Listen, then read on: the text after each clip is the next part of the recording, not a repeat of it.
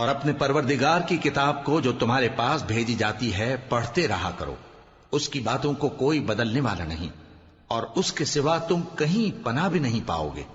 اور جو لوگ صبح و شام اپنے پروردگار کو پکارتے اور اس کی خوشنودی کے طالب ہیں، ان کے ساتھ صبر کرتے رہو، اور تمہاری نگاہیں ان میں سے گزر کر اور طرف نہ دوڑیں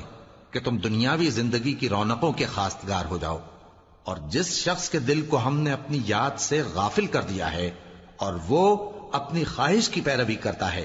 اور اس کا کام حد سے بڑھ گیا ہے، اس کا کہا نہ ماننا۔ اور کہہ دو کہ لوگوں، یہ قرآن تمہارے پروردگار کی طرف سے برحق ہے، تو جو چاہے ایمان لائے اور جو چاہے کافر رہے۔